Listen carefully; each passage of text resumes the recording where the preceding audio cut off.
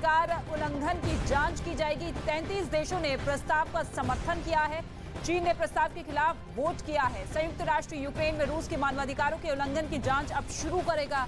संयुक्त राष्ट्र मानवाधिकार परिषद ने रूसी हमले की वजह से यूक्रेन में मानवाधिकारों की बिगड़ती स्थिति पर कड़े नियंत्रण के पक्ष में मतदान किया। प्रस्ताव के पक्ष में 33 देशों ने वोट किया, लेकिन चीन और इरिट्रिया ने इसके खिलाफ मतदान किया। वहीं यूक्रेन के एक रेडियो चैनल ने रूस के सैनिकों पर लोगों को निशाना बनाने का आरोप लगाया। उसने इसे साबित करने के लिए एक वीडियो भी जारी किया, जिसमें यूक्रेन के कई इलाकों से निकलने की कोशिश में लगे लोगों पर गोलियां बरसती सुनाई पड़ी। यही नहीं, कुछ जगहों पर तो बम धमाकों का दावा भी किया गया। आरोप है कि रूस के सैनिकों ने लोगों की कारों पर अंधाधुंध फायरिंग की, जिसकी गवाही दी उनकी बिगड़ी सूरत ने। कार के चारों तरफ गोलियों के निशान नजर आए तो कुछ के अंदर खाली कारतूस भी दिखाई दिए, जिसके बाद वहां मौजूद लोगों ने किसी तरह भागकर अपनी जान बचाई। А потім десь, напевно, числа з 6-го вже по Ірпіню було. यूक्रेन के रेडियो चैनल के मुताबिक रूसी फौज के निशाने पर वो लोग थे जो यूक्रेन से बचकर निकलने की कोशिश में थे। जैसे ही उन्हें इस बात का पता लगा, उनकी गाड़ियों पर बेतहाशा गोलीबारी शुरू हो गई। यहाँ तक कि उनके सूने पड़े घरों तक को रूस ने नहीं बख्शा। वहां भी जबरदस्त तबाही देखने को मिली। दावा किया गया कि कुछ जगहों पर रूसी सैनिकों ने सड़क पर खड़ी कारों को इकट्ठा कर आग के हवाले कर दिया, जिसके बाद वहां केवल उनके ढांचे ही बाकी बचे। उधर मार्कोस जूनियर के राष्ट्रपति बनने से फिलीपींस में बहुत सारे लोग डरे सहमे हुए हैं। ये तब है जब मार्कोस जूनियर अपने विरोधी से दुगने वोटों से जीतकर राष्ट्रपति बने। लेकिन बोंग बोंग के नाम से मशहूर मार्कोस जूनियर के जीतते ही कहा जाने लगा कि फिलीपींस में मानवाधिकार के दिन लद गए, क्योंकि वहां की एक बड़ी आबादी का मानना है कि तानाशाह मार्कोस सीनियर के बेटे के कार्यकाल में हालात बद से बदतर हो जाएंगे। CNN ने अपनी रिपोर्ट में दावा किया कि 9 मई को आए चुनाव के नतीजों से फिलीपींस सहमा हुआ है। मार्कोस जूनियर अपने विरोधी से 3 करोड़ वोटों से जीते हैं, लेकिन उन पर आरोप लगा कि उन्होंने चुनाव जीतने के लिए सोशल मीडिया पर झूठा प्रचार किया था। और इसी वजह से कहा जा रहा है कि तानाशाह के बेटे मार्कोस जूनियर भी वही कर सकते हैं जो उनके पिता ने अपने शासन में किया था। मार्कोस सीनियर ने फिलीपींस पर 21 साल तक राज किया था। और कहा जाता है कि उनके शासन के आधे समय में फिलीपींस में मार्शल लॉ लगा हुआ था। उन पर हजारों लोगों की हत्या करवाने और बेगुनाहों को जेल भेजने के आरोप भी लगे थे। इसी वजह से मार्कोस सीनियर को फिलीपींस का तानाशाह भी कहते हैं। फिलीपींस का बुद्धिजीवी वर्ग इसी वजह से डरा हुआ है। उनका कहना है कि मार्कोस परिवार की सत्ता में वापसी के बाद फिलीपींस में आम लोगों के मूल अधिकारों की धज्जियां उड़ जाएंगी, जबकि विवादों से दूर रहने वाले मार्कोस जूनियर ने लोगों को भरोसा दिया था कि वो देश को एकजुट रखेंगे। उनके राष्ट्रपति बनने के बाद बाइडेन और शी जिनपिंग दोनों ने उन्हें बधाई भी दी थी, क्योंकि समंदर में फिलीपींस की जो लोकेशन है वो उसे चीन और अमेरिका दोनों के लिए अहम बनाती है। हालांकि बीते दिनों खबर आई थी कि मार्कोस जूनियर का झुकाव चीन की तरफ है। न्यूज 18 इंडिया की टीम यूक्रेन के एक ऐसे गांव में पहुंची जहां अब तक किसी भी चैनल की टीम नहीं पहुंची। इस गांव में रूसी सेना के टैंक, बख्तरबंद गाड़ियां तैनात थी। इसी गांव में रूस की सेना ने अपना बेस भी बनाया हुआ था। हमारी टीम ने उस मकान का भी जायजा लिया जिसे रूस की सेना ने तबाह कर दिया है। इस गांव में रूस की सेना अपना काफी सामान भी छोड़कर चली गई। तो हम लोग मौजूद हैं गवरीलवका के उस घर में जहां पर रूसी सेना ने आतंक मचाया था। हम घर के अंदर चलते हैं। काफी ज्यादा तबाही यहां पर मची हुई है। हमको भी ध्यान से चलना होगा। पूरा स्ट्रक्चर ये तबाह हो चुका है। सिर्फ यहां पर मलबा बचा हुआ है। ये इस इलाके का सबसे आलीशान घर बताया जाता है जहां पर रूसी सेना दाखिल हुई थी। ये कपड़े आप देख सकते हैं।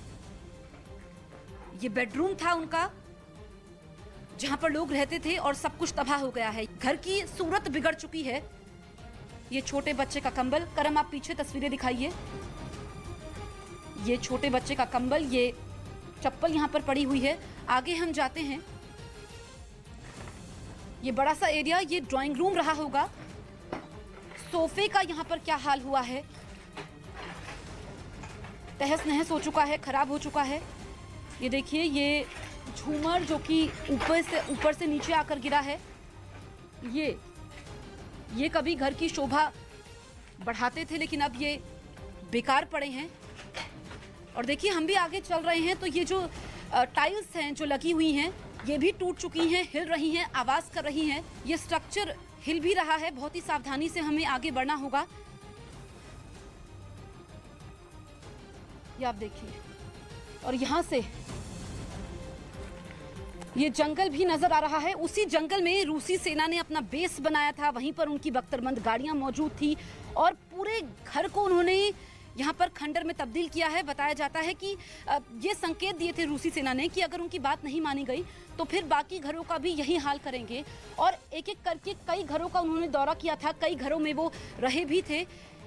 इस एरिया में अगर हम जाते हैं तो यहाँ पर पूरा ऊपर भी एक फ्लोर था जिसको तबाह कर दिया है।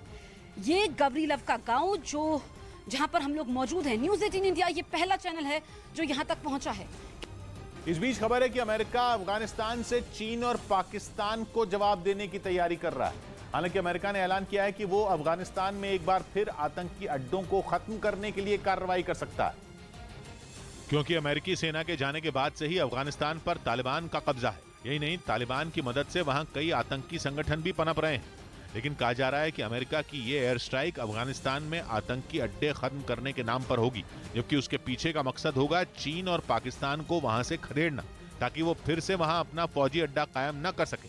असल में चीन से तनाव के बीच अमेरिकी सुरक्षा विभाग पेंटागन की एक रिपोर्ट सामने आई थी, जिसके हवाले से द यूरेशियन टाइम्स अखबार ने दावा किया था कि फिलहाल चीन के खिलाफ लंबी लड़ाई लड़ने के लिए अमेरिका की तैयारी पूरी नहीं है और युद्ध लंबा खिंचने पर अमेरिकी सेना को हथियार और तेल पहुंचाने में परेशानी हो सकती है, जिससे निपटने के लिए चीन के आसपास के इलाकों में बड़ी क्षमता वाले मिलिट्री बेस बनाने की जरूरत पर जोर दिया गया था।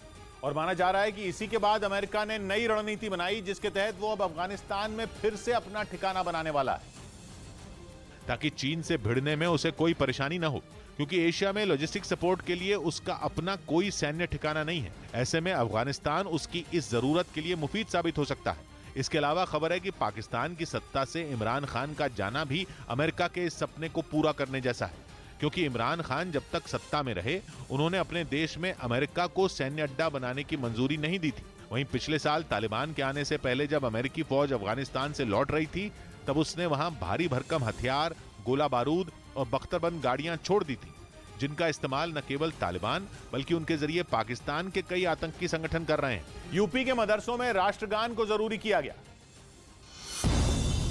यूपी सरकार ने राज्य के मदरसों में सुबह की प्रार्थना के साथ राष्ट्रगान को जरूरी कर दिया। मोहाली धमाका केस के बीच पंजाब के सीएम भगवंत मान ने सभी जिलों के डिप्टी कमिश्नर और एसएसपी के साथ एक बैठक की। आजम खान जल निगम भर्ती घोटाले के मामले में लखनऊ की सीबीआई कोर्ट में पेश हुए। वहीं यूक्रेन के राष्ट्रपति जेलेंस्की ने युद्ध के मौजूदा हालात पर फ्रांस के छात्रों से ऑनलाइन बातचीत की, जिसमें उन्होंने फिर साफ किया कि यूक्रेन रूस के आगे नहीं झुकेगा और यूक्रेन पीछे हटने के बजाय रूसी सेना का डटकर मुकाबला करता रहेगा। इसके साथ जेलेंस्की ने बातचीत के जरिए युद्ध का हल निकालने पर भी जोर दिया। इस दौरान उन्होंने बुचा, नरसंहार और मारियोपोल में रूसी बमबारी से हुई तबाही का भी जिक्र किया। यूक्रेन का आरोप है कि इन दो इलाकों में आम लोगों की बेरहमी से हत्या कर दी गई थी, यहाँ तक कि मासूम बच्चों और महिलाओं को भी नहीं बख्शा गया। इतना ही नहीं, जेलेंस्की ने यह भी माना कि यूक्रेन के कई इलाकों पर पुतिन की सेना का कब्जा हो गया, जबकि जंग के दौरान कई जगहों पर रूस की फौज को मुंह की भी खानी पड़ी। उन्होंने कहा कि अब युद्ध तभी खत्म होगा जब उन्हें वो सब मिल जाएगा जो उनका है। मतलब ये कि युद्ध अभी लंबा चल सकता है, क्योंकि रूस का फोकस अब बातचीत पर नहीं बल्कि पूर्वी यूक्रेन पर है, जहां उसकी सेना बमों और मिसाइलों से ताबड़तोड़ हमले कर रही है, ताकि जेलेंस्की झुकने पर मजबूर हो जाएं। और श्रीलंका के नए प्रधानमंत्री विक्रम सिंघे एक मंदिर में दर्शन करने पहुंचे। श्रीलंका के नए प्रधानमंत्री रानिल विक्रमसिंघे पद की शपथ लेने के बाद कोलंबो के एक मंदिर में दर्शन करने पहुंचे। यूपी के उप मुख्यमंत्री ब्रजेश पाठक लखनऊ के राम मनोहर लोहिया अस्पताल के दौरे पर पहुंचे और वहां स्टोर में एक्सपायरी दवाओं की मिलने पर उन्होंने जांच समिति बना दी। हरियाणा के गोहाना में एक नाबालिग कबड्डी खिलाड़ी से दुष्कर्म के आरोप में पुलिस ने 4 लोगों के खिलाफ केस दर्ज कर लिया। इस बीच मारियोपोल के अज़ोवस्ताल में फंसी यूक्रेन की सेना के कमांडर ने इलॉन मस्क से अपील की कि वो उनके लोगों को बचा लें। ट्विटर के जरिए मांगी गई मदद में उन्होंने इलॉन मस्क को दूसरे ग्रह से आया हुआ बताया। और यूक्रेन की सेना के कमांडर के मुताबिक इलॉन मस्क धरती पर असंभव को भी संभव करके दिखाने आए हैं। यही वजह है कि उन्होंने मस्क से मारियोपोल के लोगों को बचा लेने की अपील की। यूक्रेन के कमांडर ने इलॉन मस्क से गुहार लगाई कि वो अज़ोवस्ताल स्टील प्लांट में फंसे लोगों को निकालने में मदद करें। वही अज़ोवस्ताल स्टील प्लांट जहां अब भी भीषण जंग छिड़ी हुई है। करीब 1 महीने से रूस की सेना ने स्टील प्लांट को घेर रखा है। वहां बम बरसाए जा रहे हैं, मिसाइलें दागी जा रही हैं। अज़ोवस्ताल का ज्यादातर हिस्सा खंडहर में तब्दील हो चुका है, क्योंकि अज़ोवस्ताल स्टील प्लांट ही मारियोपोल का वो आखिरी हिस्सा है जहां रूसी सेना अब तक कब्जा कर पाने में कामयाब नहीं हो पाई है। और इसकी वजह यूक्रेन के वो सैनिक हैं जो स्टील प्लांट के अंदर छिपकर रूसी सेना से मुकाबला कर रहे हैं। लेकिन जैसे जैसे दिन बीतते जा रहे हैं, यूक्रेन के सैनिकों की मुश्किलें भी बढ़ती जा रही हैं। बताया गया कि रूस के सैनिकों से टक्कर ले रहे यूक्रेन के सैनिकों के पास धीरे धीरे खाना और पीने का पानी खत्म हो रहा है। यही वजह है कि उनके कमांडर को इलॉन मस्क से मदद की अपील करनी पड़ी, ताकि अज़ोवस्ताल में फंसे हुए सैनिकों को सुरक्षित निकालकर कहीं और ले जाया जा सके। लेकिन इलॉन मस्क ने आखिर ऐसा क्या कर दिया जिसकी वजह से यूक्रेन की सेना के एक कमांडर को उनसे मदद की उम्मीद जग गई? तो इसके पीछे की वजह है मस्क से जुड़ी वो खबरें जिन्होंने रूस तक को परेशान करके रख दिया। और इन्हीं खबरों ने इलॉन मस्क को यूक्रेन के एक बड़े मददगार के तौर पर पेश किया, एक ऐसा शख्स जो आसमान से सैटेलाइट के जरिए मदद पहुंचाता है। और मस्क पर यह आरोप रूस ने लगाया कि वो अपनी सैटेलाइट की मदद से यूक्रेन की सेना को जानकारियां मुहैया करा रहे हैं, वो जानकारियां जो रूस की सेना के लिए घातक साबित हो रही हैं। रूस के जंगी जहाज मॉस्कवा के डूबने में भी मस्क के सैटेलाइट की भूमिका होने की खबरें सामने आई थी। जंग में मारे गए रूस के कई कमांडरों की लोकेशन भी यूक्रेन को इसी तकनीक से मिलने का दावा किया जा चुका है। माना जा रहा है कि ऐसी खबरों से यूक्रेन की सेना के कमांडर में उम्मीद जगी कि इलॉन मस्क ही अज़ोवस्ताल में फंसे लोगों की मदद कर सकते हैं। उधर रूस के एक सैनिक पर सूमे में वहां के नागरिक की हत्या करने का मुकदमा यूक्रेन में शुरू हो गया। आरोप है कि वादिम शिशिमरिन नाम के इस रूसी फौजी ने 62 साल के बुजुर्ग पर कई राउंड फायरिंग की थी और इसी मामले में वो रूस का पहला ऐसा सैनिक बन गया जिसके खिलाफ यूक्रेन में केस दर्ज किया गया। क्योंकि 21 साल के इस रूसी सैनिक सार्जेंट वादिम शिशिमरिन पर यूक्रेन के नागरिक को मारने का आरोप लगा। बताया गया कि उससे पहले शिशिमरिन और उसके 4 साथियों ने 28 फरवरी को एक कार पर फायरिंग की थी और उसे अपने कब्जे में ले लिया था। ये सब उन लोगों ने यूक्रेन की सेना से अपनी जान बचाने के लिए किया था। बताया गया कि वो लोग उस कार में सवार होकर भागे, तभी बीच रास्ते में उनसे यूक्रेन के ये बुजुर्ग टकरा गए थे। ऐसे में रूसी सैनिक इस बात से घबरा गए कि कहीं वो बुजुर्ग उनकी लोकेशन यूक्रेन के फौजियों को न दे दें। इसी से बचने के लिए सार्जेंट शिशिमरिन ने बुजुर्ग पर गाड़ी की खिड़की खोलकर गोलीबारी की थी। जांच में पता चला कि 28 फरवरी को पुतिन के जवान ने बुजुर्ग को उस वक्त मार दिया जब वो साइकिल से जा रहे थे। इस हमले में बुजुर्ग की उनके घर से कुछ ही दूरी पर मौत हो गई। इस घटना के बाद यूक्रेन ने कई सबूत जुटाने का दावा किया और बताया कि शिशिमरिन फिलहाल हिरासत में है, जिसे 15 साल की जेल या उम्र कैद की सजा हो सकती है। दिल्ली के मदनपुर खादर में अवैध कब्जा हटाने के दौरान हंगामा हो गया। दिल्ली के मदनपुर खादर इलाके में अवैध कब्जा हटाने गई एमसीडी की टीम पर पथराव किया गया, जिसके बाद आम आदमी पार्टी के विधायक अमानुतुल्लाह खान समेत कई लोगों को पुलिस ने हिरासत में ले लिया। हमने कुछ लोगों को डिटेन किया। आरोप है कि राजस्थान के हनुमानगढ़ में वीएचपी नेता सतवीर सहारण पर कुछ लोगों ने हमला कर दिया, जिसके बाद वीएचपी कार्यकर्ताओं ने वहां प्रदर्शन किया। उत्तराखंड में ऊखीमठ के पास जमीन खिसकने से बद्रीनाथ जाने वाली सड़क बंद हो गई। वहीं खबर है कि अब दक्षिण कोरिया भी चीन से निपटने के लिए भारत की टीम में शामिल होना चाहता है। दक्षिण कोरिया के नए नवेले राष्ट्रपति कई मौकों पर भारत की सदस्यता वाले क्वाड सिक्योरिटी पैक्ट से जुड़ने की इच्छा जता चुके हैं, लेकिन उनकी इस चाहत से चीन बुरी तरह तिलमिलाया हुआ है। और तिलमिलाए भी क्यों ना, दक्षिण कोरिया जिस क्वाड गठबंधन का सदस्य बनने की सोच रहा है, उसका मकसद ही है हिंद और प्रशांत महासागर में चीन पर नकेल कसना। मार्च में दक्षिण कोरिया के राष्ट्रपति चुने जाने के बाद से यून सुक योल कई बार क्वाड से जुड़ने की बात कह चुके हैं और पिछले महीने तो खबर आई थी कि उन्होंने दक्षिण कोरिया की सैन्य क्षमता को मजबूत करने के लिए क्वाड में शामिल होने के बारे में विचार करने का ऐलान किया है। इसी बात से चीन में खलबली मची है। चीन को डर है कि यून सुक योल के राज में दक्षिण कोरिया वाकई क्वाड का हिस्सा बन सकता है और चीन और अमेरिका को साथ लेकर चलने की अपनी नीति को टाटा बाय बाय कह सकता है। कई विशेषज्ञों का भी मानना है कि दक्षिण कोरिया को जल्द ही क्वाड का ऑब्जर्वर मेंबर बनाया जा सकता है और फिर कुछ साल बाद उसे सदस्य के तौर पर क्वाड में शामिल किया जा सकता है। इसी वजह से चीन ने अपने सरकारी मीडिया को दक्षिण कोरिया पर दबाव बनाने के लिए छोड़ दिया है। उसी कड़ी में उसके अखबार ग्लोबल टाइम्स ने दक्षिण कोरिया के खिलाफ मोर्चा खोला हुआ। वो लगातार लेख छापकर दक्षिण कोरिया को क्वाड से दूर रहने की चेतावनी दे रहा है, ताकि किसी भी तरह दक्षिण कोरिया को चीन विरोधी खेमे का हिस्सा बनने से रोका जा सके।